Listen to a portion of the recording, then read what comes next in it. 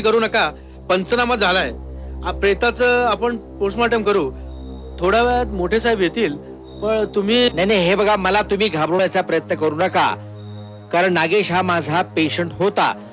त्याच्यावरती उपचार मीच केलेत आणि मला माहितीये तो कुठे जाऊ शकतो ते हे मीच जाणू शकतो. फक्त मी त्याचा पाठलाग करणार आहे. तो कुठे गेला असेल तुम्हाला वाटतं? फक्त पनवेल. नाही, दुसरं कुठे जाऊ शकतच नाही तो.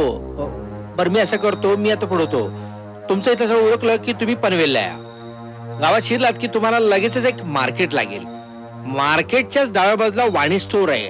कुणाला विचारावं तुम्हाला नाही कळलं तर मी निघतो. तुम्ही या माझ्या भाऊ.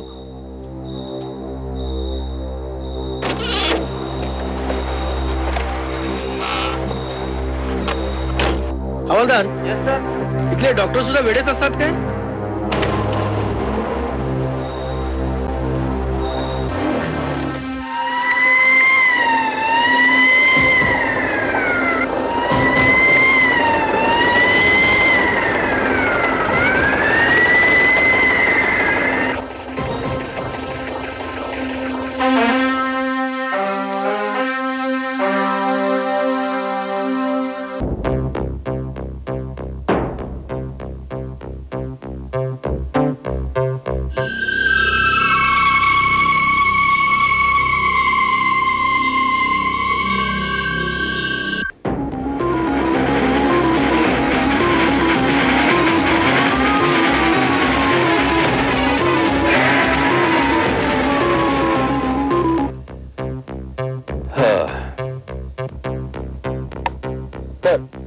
दोन्ही मुर्दे जळून खाक झालेत.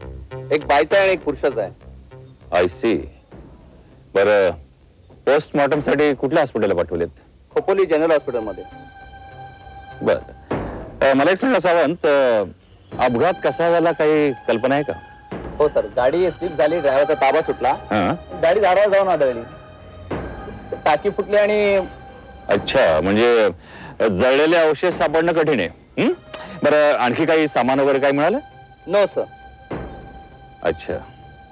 कमिशनर, ओ कमिशनर. Colonel, bad luck. काही पुरावा सापडत नाहीये. ऐसे काय हरकत नाही, पण शेवटी जळलेले मुर्दे खोदावेच लागतील ना. चल, best of luck. Same too. Thank you. Mister Sawant, चलो सर. पोस्टमॉर्टमचे रिपोर्ट आले की मला ताबडतोब कळवा. Sir. It's a dead case. Sir. Come on.